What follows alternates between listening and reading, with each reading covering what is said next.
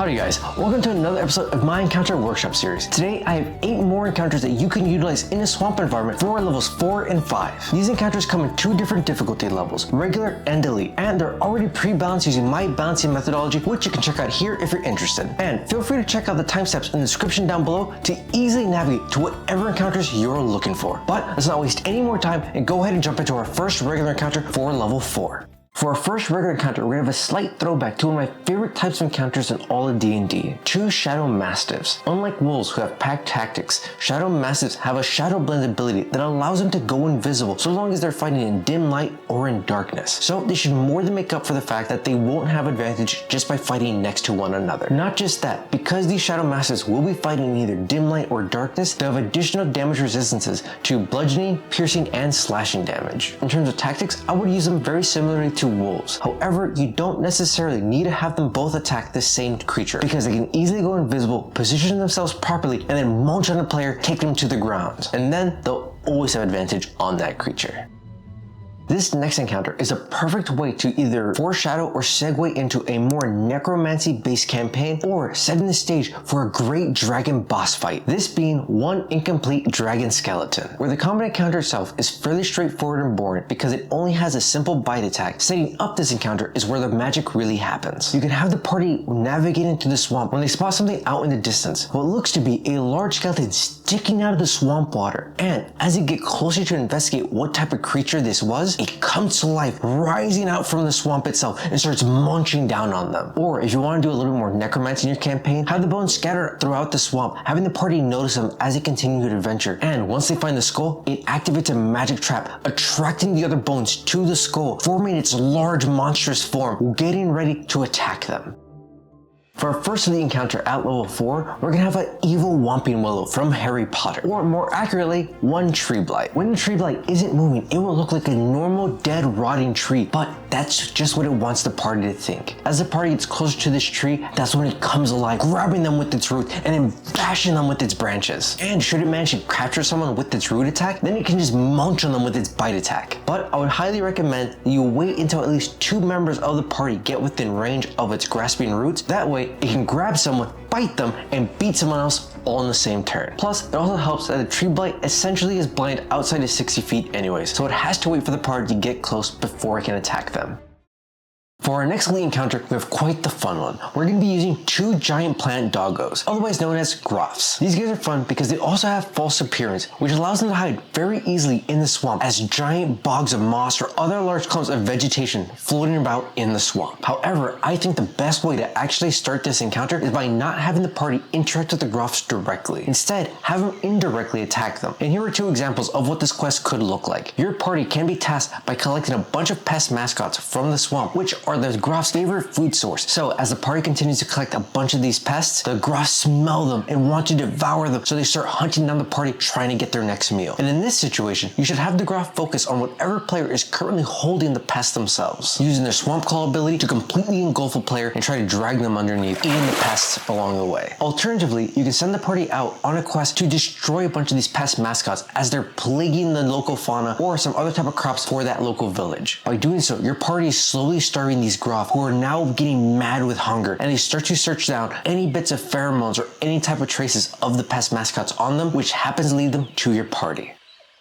For our first encounter at level 5, we're going to be combining Left 4 Dead with D&D by using this giant, lumbering, bloated corpse of a monster, the Barrowghast. This guy is essentially a boomer from Left 4 Dead. It's so smelly and gross that it can stop your party from being able to heal with its AoE stench ability. And as the party continues to slash away at this creature, its noxious wounds start oozing out, exploding all over the party, doing poison damage to them, punishing them for trying to take him down. And while all this is happening, the Barrowghast is trying to slam its fists into your party or drain them of their life. And should it ever succeed of draining someone completely down to 0, it raises them back up as a zombie minion. I think the best way to foreshadow this encounter is to have the party hear rumors in a nearby village how this area used to be roamed by giants, but all of a sudden they disappeared. That way it makes sense when they see these giant lumbering bloated corpse wandering the swamps. I would also recommend that you have the Barrowghast accompanied by a few zombies, all with just 1 HP. That way it can give the party a little bit of a hint of what could happen should they get drained completely to 0 with the life drain ability.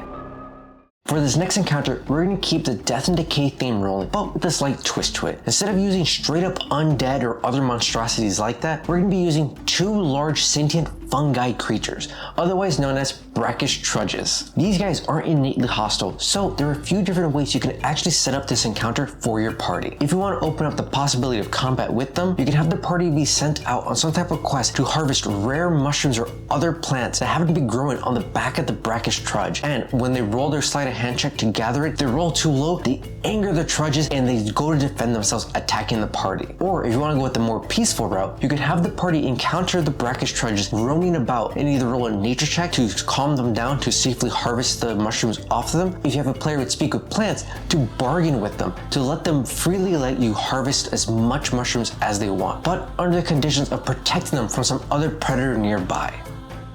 For our first elite encounter, we're gonna go in right back to zombies, but not just any zombies. These 2 giant amalgamation of zombie corpses piled together to create these crazy monsters, 2 zombie clots. These guys are these crazy monsters that smell so bad at death and decay, they do AoE damage to any player that's just slightly close to them. And should the party try to run away or put some distance between themselves and these clots, it can dislocate part of its arm and yeet it at the party, engulfing them in the tomb of flesh and crush them underneath the weight of all these zombie corpses. And for any sorry soul staying too close to them, they're gonna get absolutely pounded and slammed by the giant fleshy arms of these zombie clots. I think setting up this encounter could be done in so many fun ways. You could already have the zombie clots wandering about inside of the swamp, or just like with the incomplete dragon skeleton, you could have a whole mass of bodies floating about in the swamp, and as the party gets closer to it, they slowly start to drift closer to one another and start to amalgamate and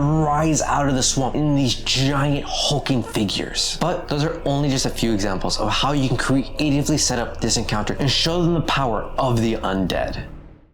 For our final elite encounter, we're gonna have a super deadly Scooby-Doo type villain of a creature that has a high chance of causing a TPK, as one of its innate abilities prevents all healing on whoever fails that saving throw. This being is called the Spectre of Night. The reason why I call this creature a Scooby-Doo villain is when the party finally manages to defeat it and unmasks it, they will come to realize that the body on top of the horse is just a puppeted corpse. The real danger itself was the horse itself. The thing that makes this fight so dangerous though isn't just the fact that it prevents healing on your party, but the fact that it has magic resistance, and whoever fails against its mournful keying saving throw, attacks against them have advantage, meaning the hooves and the scythe attack are absolutely going to devastate them. I would highly recommend you foreshadow this encounter as much as you can with rumors or other type of bad omens to let the party know that death itself awaits them in this area. And as a reward, you can have a whole bunch of dead adventuring parties littered about the field. That way your party feels like they truly gained something after overcoming death itself. So if you found this video helpful and enjoyable, give this video a like and comment down below what type of themes you like to follow when you create encounters for your table. If you'd like to see more encounters like these for other environments, check out the rest of my encounter workshop series where I create encounters for every single environment at every level. The next environment that I'll be covering is an urban environment. So if you're looking for amazing encounters to use in a city, make sure you get subscribed so you don't miss when I release those videos. So yeah, see you guys next time.